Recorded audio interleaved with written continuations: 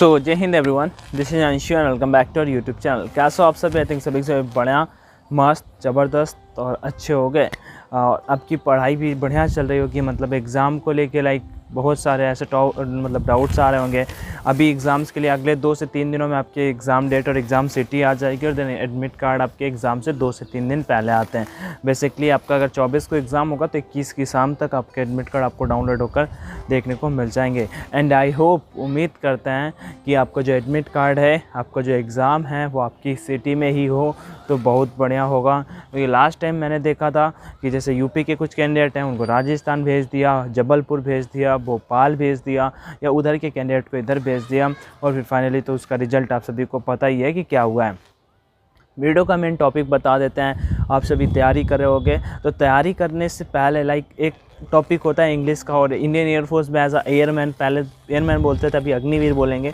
Agniveer post के लिए airman की ही बात करते हैं क्योंकि एयरमैन का अपन का अच्छा एक्सपीरियंस है और उसके बारे में बात कर लेते हैं। तो जो उसका रुकिएगा, सॉरी, मतलब वो एक पतंग उड़ाने वाला सर के ऊपर वो पतंग उड़ाया चला जा रहा है। हाँ, और समझ में नहीं आ रहा है, मतलब वॉइस आ रही होगी मे बी बैकग्राउंड में, इस वजह से मैंने वीडियो को पॉज किया था। चलो स्टार्ट करते हैं, टॉपिक पर डिस्कस करते हैं। इंग्लिश का इंपॉर्टेंस क्या होता है एयरफोर्स में, ठीक है? वो अग्निवीर पोस्ट के लिए हो या फिर एयरमैन पोस्ट के लिए हो या किसी भी पोस्ट के लिए हो।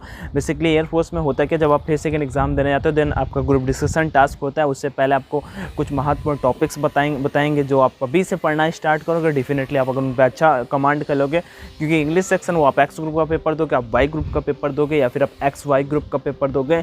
तीनों ग्रुप्स में, मतलब तीनों या फिर ग्रुप तो 2 ही हैं, ठीक है? इन पे मतलब एक अलग ही रोल प्ले करेगा। इंग्लिश आपको दूसरे कैंडिडेट से आगे लेके जाने वाला है। इंग्लिश आपका स्कोरिंग होगा ना तो डेफिनेटली, क्योंकि रागा सेक्शन होता है ना, 23 साल एज है, ज़्यादा कैंडिडेट ने फॉर्म फिल किया है तो वो रागा सेक्शन बहुत अच्छा कैंडिडेट कर लेते हैं। बस जिनका प्रैक्टिस होता है, जिन्होंने स्पीड को मेंटेन कर रखा था, वो सबके सब कर लेते हैं। पेपर आता सभी को है, रागा सेक्शन आता सभी को है।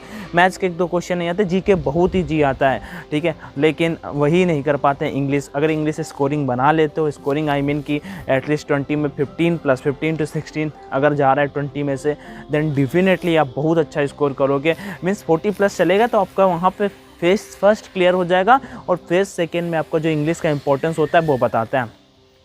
जब आपका वो होता है ना, जब आप PIQ फिल करते हो, PIQ क्या NDA का PIQ बोला जाता है, बट एयरफोर्स में भी जब आपका SRT टेस्ट होता है, सिचुएशन रिएक्शन टेस्ट होता है, उसी में एक फॉर्म फिल करा लिया जाता है। उसमें आपकी पूरी की डिटेल्स, आपके सिबलिंग्स, आपके पेरेंट्स के बारे में, आपने कहाँ से पढ़ाई की, आपके पूरे आपकी फैमिली के बारे में सब कुछ आपका वहाँ पे फिल करा लिया जाता है। और जब आप ग्रुप डिस्कशन देने जाते हो तो वो आपका कागज़ जो डिटेल्स होती है ना, वो उनके पास होता है। तभी हमेशा कहता हूँ कि आपको ग्रुप डिस्कशन इतना बड़ा सा नहीं तैयार करना होता, छोटा सा आपको ग्रुप डिस्कशन नहीं, मतलब अपना इंट्रो इतना बड़ा सा नहीं तैयार करना होता, क्योंकि आपने पहले ही लिख के उन्हें दे दिया होता है कि आप क्या हो, आपके मम्मी पापा क्या करते हैं, उन्होंने कितनी पढ़ाई की, आपके कितने सिस्टर, आपके कितने भाई हैं, एवरीथिंग वहाँ पे पहले ही आप उनको पास तक पहुँच जाते हैं। जो आपका ग्रुप डिस्कशन मतलब GD करा रहे होते हैं, जो आपका इंट्रो ले रहे होते हैं, उनके पास तक, ठीक है? एक चीज़ उसमें और भी मेंशन की जाती है कि आपके इंग्लिश में कितने मार्क्स आए थे, एग्ज़ाम में इंग्लिश में कितने मार्क्स आए थे। हाँ, और वो चीज़, उस चीज़ को ध्यान दिया जाता है। इंग्लिश का मतलब एक अलग ही इंपॉर्टेंस होता है, तो फोकस करिएगा कि आप इंग्लिश पर ज़्यादा से ज़्यादा अच्छा स्कोर कर पाएँ। उसके लिए चाहे वो कैप्स अगर नहीं याद किए तो थोड़ा सा टाइम दीजिए, डेली 20-20, 25-25, 10 दिन ही याद कर लीजिए। जैसे कि A वाले अक्षर या B वाले अक्षर, C वाले अक्षर, या फिर आप महत्वपूर्ण करके जो आपको मिलते हों प्रीवियस टाइम करके। वैसे डिफ़िकल्ट नहीं आते, जैसे ऑफिशियल वाले दिए रखे हैं, ऑफिशियल में 2 दिए हैं, साइनोनिम पूछा है डाउट का और एंटोनी पूछा है रेवेल का, ठीक है? अब ये दोनों डिफ़िकल्ट नहीं है और ऐसे ही आते हैं। बटालियन, कमांडर, परमानेंट, ये मीनिंग्स हमेशा पूछी जाती हैं एग्जाम से, मतलब कॉमन सी होती हैं, मोस्ट मतलब इंपॉर्टेंट होती हैं। तो आप इस टाइप की देख सकते हो, प्रीवियस एग्जाम के क्वेश्चंस को उठा के प्रैक्टिस कर सकते हो। वो कहाँ से मिलेंगे? ऐसे तो कहीं पे नहीं मिलेंगे। आप यूट्यूब रिव्यूज़ को जाके देख सकते हो कि इस टाइप के क्वेश्चन आते हैं। उसका GD पे मैंने बोला, अब GD तो आपका इंग्लिश में होता ही है, तो इस बार कहते GD होना है, उसके लिए कोई दिक्कत नहीं है, लेकिन डिफ़िकल्ट नहीं होना, ये पता है। क्योंकि जितने कैंडिडेट डिफ़िकल्ट होता ही नहीं है, 15 में से 12-13 कैंडिडेट क्लियर कर जाते हैं GD ग्रुप डिस्कशन। बस डर होता है कि GD जो भाई अपन गांव से बिलोंग करते हैं, मैं खुद भाई गांव से हूँ, मैंने कहीं भी GD की तैयारी नहीं की, यूट्यूब से ही पढ़ा। हाँ, और थोड़ा सा बस यूट्यूब से पढ़ा, उन्हें नोट्स बनाए, उन्हीं को 10-20 टॉपिक पढ़ लिया। वैसे भी वहाँ पे इंट्रोडक्शन अच्छा तैयार कर लो, अपने को पढ़ने को वैसे भी वहाँ पे एक सीट मिलती है। अगर थोड़ा भी आपको समझ है ना तो आप उसी को वहाँ पे कर दो, हो जाता है। ये तो हुआ आपका इंपॉर्टेंस ऑफ इंग्लिश। अब most important important topics for you, like जिनका 10 नंबर भी नहीं पहुंच रहा है, वो इन टॉपिक्स पे फोकस करो जो मैं बताने वाला हूँ। फर्स्ट, वो कैब सेक्शन 5 से 6 नंबर मैक्सिमम और मिनिमम 5 नंबर आपके एग्ज़ाम में डेफिनेटली पूछे जाएंगे। और जो भी कैंडिडेट अगर मतलब इन्हें इग्नोर मारने की कोशिश करेगा कि इन्हें इग्नोर करके हम अच्छा स्कोर एग्ज़ाम में कर सकते हैं, भाई आप गलतफहमी में हो, ठीक है। इतना मतलब बन ही नहीं पाएगा कि आप 6 नंबर छोड़ दो और उसका, लेकिन आप पढ़ने में ठीक हो गए तो डेफिनेटली 1-2 मीनिंग तो ऐसे आएंगे, आइडिया में 1-2 ऐसे आएंगे कि आप इसलिए उनको अटेम्प्ट कर लोगे, ठीक है। लेकिन अगर आपने थोड़ा भी वोकैब्स में अच्छा कर रखा होगा और कहीं आप 6 में से 4 भी अटेम्प्ट सही कर जाते हो तो बहुत अच्छा होगा। उसके बाद आपको जो क्वेश्चन जैसे प्रीपोजिशन टॉपिक आपको ज़रूर पढ़ लेना है। फिक्स्ड प्रीपोजिशन से 1 से 2 क्वेश्चन पक, मतलब प्रीपोजिशन ऐसा टॉपिक है एग्जाम में मिस ही नहीं होगा। कंजक्शन एक टॉपिक ऐसा जो एग्जाम में मिस ही नहीं होगा। छोटे छोटे से टॉपिक्स, इनमें कुछ ज़्यादा नहीं है। आपको एसएससी का पेपर देने नहीं जाना है, ठीक है। आपको एसएससी का पेपर, सीजीएल का पेपर देने नहीं जाना। आप मतलब एयरफोर्स का, एयरमैन का एग्ज़ाम देने जा रहे हो। कुछ चीज़ें कॉमन सी हो जाती हैं, जैसे कि प्रीपोजिशन हो गया, उसका दिए हो गया।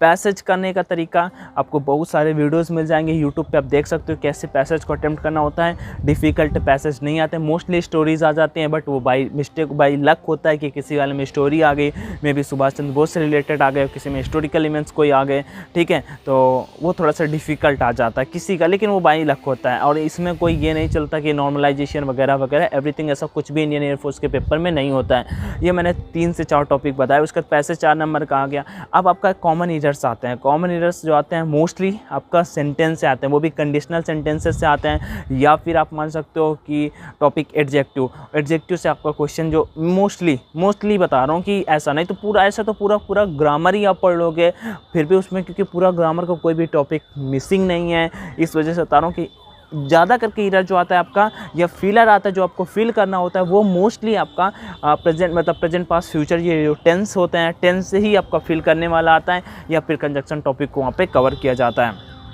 प्रीपोजिशन के लिए मैंने फिक्स्ड प्रीपोजिशन के 4 वीडियोस कराए थे, अगर मन हो तो आप देख सकते हो और टाइम मिलेगा तो definitely most important questions like preposition नहीं, जो आपका वोकैब सेक्शन होता है उसे कवर करने की कोशिश करेंगे, लर्न कराने की कोशिश करेंगे। मैं भी एग्जाम में बाय मिस्टेक या फिर कैसे भी आ जाए, क्योंकि वोकैब्स की कोई जिम्मेदारी नहीं लेता। रूल्स ज़रूर हैं कि इससे बाहर आपका कुछ नहीं जाएगा, लेकिन वो all of rules will be covered, सारे के सारे अच्छे से कवर होंगे तो ज़्यादा बेटर होगा, ठीक है। ये चीज़ें थी। आप इन टॉपिक्स पे पैसेज कैसे करना है नहीं समझ में आ रहा तो वो भी बताइएगा।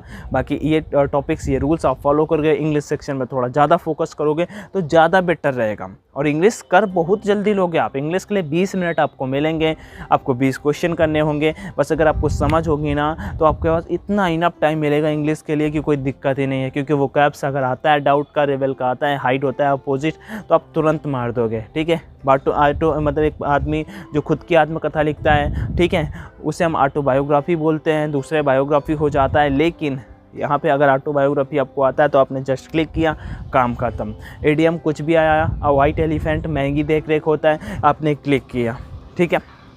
अगला एंटोनिम हो गया, साइनोनिम हो गया, मिस स्पेल्ड वर्ड अगर आपका आता है, बटालियन की स्पेलिंग आ गई, परमानेंट की स्पेलिंग आ गई, टेम्परेरी की स्पेलिंग आ गई। ये थोड़ा सा ऐसी मीनिंग है जो आई हुई हैं। कमांडर की मीनिंग आ गई, बटालियन भी ATTALION बटालियन की स्पेलिंग तो मतलब ऐसी आ गई, तो आप तुरंत आपने देखा और क्लिक कर दिया। ये चीज़ें ऐसी होती हैं कि 1 मिनट में आप 4 से 5 क्वेश्चन करके निकल जाओ। इसमें कोई आपको कैलकुलेशन नहीं करना है, समझ गए। ये तो हुआ फर्स्ट नंबर। दूसरा रीजनिंग जो रागा वाला सेक्शन है उसके लिए फिर से बोलेंगे, मॉक लगाते रहो, प्रैक्टिस करते रहो, ज़्यादा से ज़्यादा मॉक अपना स्कोर बताओ, कहीं पर भी आप लगा रहो। मैं आपको बता रहा हूँ परीक्षा पे exam relevant easy mock test लगाओगे तो अभी आपका अच्छा स्कोर आएगा। लेकिन एग्ज़ाम में अगर थोड़ा सा भी डिफ़िकल्ट हुआ तो फिर आपको दिक्कत हो जाएगी और फिर एग्ज़ाम में बैठे सोचते रहोगे। तो मैं ये नहीं मना करूँ, आप जहाँ मन हो आप वहाँ पे लगाइए। परीक्षा ऐप पे वैसे एग्ज़ाम के रिलेवेंट है, मैंने चेक किए हैं, इस बार के भी चेक किए हैं, ठीक है। तो आप उन्हें फ्री वाला मॉक टेस्ट लगा के देख लो, अगर लगे कि हाँ ठीक है तो आप डेफिनेटली करिए, नहीं तो अपने किसी दोस्त से एक्सचेंज कर लिए, ठीक कर लीजिए। मैं यहाँ पे बता दूंगा कैसे बाई करना है, परीक्षा पे इंस्टॉल कर लीजिएगा। और वहाँ पे मॉक टेस्ट सेक्शन में जाके 2 प्रकार के टेस्ट है, बोलोगे भैया कौन से बाई करें, एयरफोर्स एक्स, एयरफोर्स वाई, जो मन हो XY बोथ का, जो मन हो आप वो वाले टेस्ट बाई कर सकते हो। बाई कर समय कोड का ऑप्शन आएगा ऑनलाइन D50, उससे आपको 50% मतलब 125-130 रुपये में पुराने वाले टेस्ट, अभी से 6 महीने। मैं तो बोलूँगा वही बाई कर लो, कोई दिक्कत नहीं है। दोनों के दोनों टेस्ट बढ़िया हैं, दोनों के दोनों टेस्ट बढ़िया हैं। जो न्यू वाले उनका प्राइस 175 है कोड का यूज करने के बाद, और 15 to 20 टेस्ट आपको मिल रहे हैं। आप ऑफलाइन भी टेस्ट बाई करोगे इतने प्राइस में नहीं मिलने वाले। बाकी कोई क्वेरी आए तो कमेंट सेक्शन में ज़रूर आस्क करिएगा। प्रैक्टिस करते रहिए, मॉक लगाते रहिए। कोई डाउट आए किसी भी टाइप का या फिर आपके प्रिपरेशन में कहीं पे कुछ भी समस्या आ रही तो वो भी मुझे आप शेयर कर सकते हो। अपन फुल कोशिश करेंगे कि वो चीज़ यहाँ पे सॉल्व की जाए। बाकी वीडियो देखने के लिए thank you so much. Video को दोस्तों के साथ में शेयर करिएगा। वीडियो पसंद आया तो नहीं आया तो कोई बात नहीं। Jai Hind everyone, take care, thank you and love you all.